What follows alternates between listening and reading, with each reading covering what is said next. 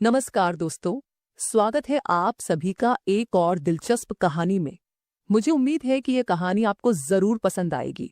मेरा नाम सुमन है और मेरी उम्र 26 साल है। जब से मेरी शादी हुई है, जिंदगी जैसे एक नई दिशा में चल पड़ी है। पहले मैं बहुत पतली और फिट हुआ करती थी।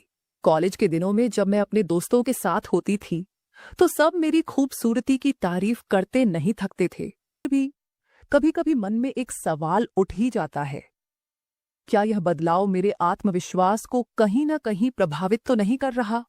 अब बात करती हूँ अपने ससुराल की। यहाँ के लोग बहुत सीधे और सरल हैं। मेरे ससुर जी उम्रदराज हैं। अब तो ठीक से चल भी नहीं पाते। ज्यादातर समय अपने कमरे में ही रहते हैं। खाने पीने से लेकर दवाई देने तक की सारी जिम्मेदारी मेरी ही होती है। मेरा एक देवर है जो बाहर पढ़ाई कर रहा है और साल में एक बार ही घर आता है।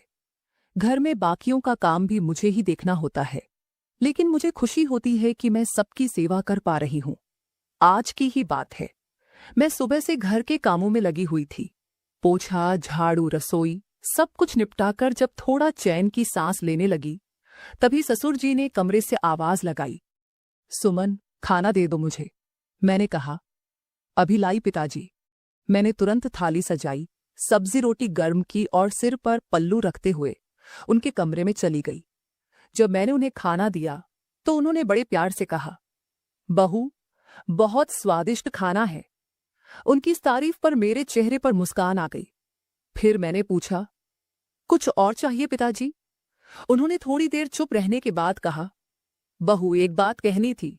मैंने सहज होकर कहा, बोलिए पिताजी, क्या बात है? उन्होंने बताया कि उनके पैरों में कुछ दिनों से बहुत दर्द हो रहा है और पूछा कि क्या मैं उनके पैर दबा सकती हूँ। मैंने बिना देर किए कहा, पिताजी, ये भी कोई पूछने की बात है, जरूर दबाऊंगी। वो पलंग पर लेट गए और मैं जमीन पर बैठकर उनके पैरों की सेवा करने लगी। मैं पूरी श्रद्धा और मन से उनकी सेवा कर रही थी। धीरे धीरे उनके पैरों को दबा रही थी ताकि उन्हें आराम मिले।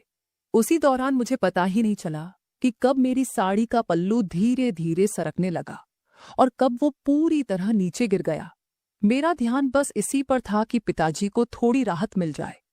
तभी अचानक मेरी नजर ऊपर उठी और मैंने देखा कि ससुर जी मेरी तरफ देख रहे हैं। मैं झट से उठी, पल्लू ठीक किया और जल्दी से कमरे से बाहर निकल आई। उस पल मेरे मन में कई विचार उमड़ने लगे। एक ओर जहां मैं उन्हें अपने पिता के समान मानती हूं, वहीं उनके इस व्यवहार ने मुझे असहज कर दिया। बाहर आकर मैं थोड़ी देर सोचती रही। मेरे दिल और दिमाग के बीच जैसे बहस सी चल रही थी। क्या मैंने सही देखा? क्या वो सच में मुझे देख रहे थे या फिर ये सिर्फ मेरी कल्पना थी?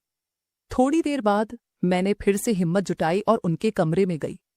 मैंने सीधे उनसे पूछा, पिताजी, मैं आपकी बहू नहीं, आपकी बेटी जैसी हूं। आप मुझे उस तरह क्यों देख रहे थे? उन्होंने मुझे शांत स्वर में देखा और कहा, नहीं बहू, तुम मुझे गलत समझ रही हो।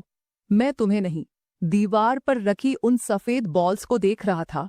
मैंने भी दीवार की ओर देखा और देखा कि सच में वहां 2 सफेद गेंदें रखी हुई थीं, जो सजावट का हिस्सा थीं। उस पल मुझे अपनी बात पर शर्म आने लगी। मैंने उनसे माफी मांगी और बाहर आ गई, लेकिन फिर भी मन में एक हल्की सी बेचैनी रह गई। शायद मैं कुछ ज्यादा सोच गई थी, या शायद उस पल ने मेरे मन में शंका का बीज बो दिया था। लेकिन फिर मैंने खुद को समझाया कि पिताजी उम्र दराज हैं और उनका ऐसा कोई इरादा नहीं रहा होगा। शायद गलती मेरी ही सोच में थी।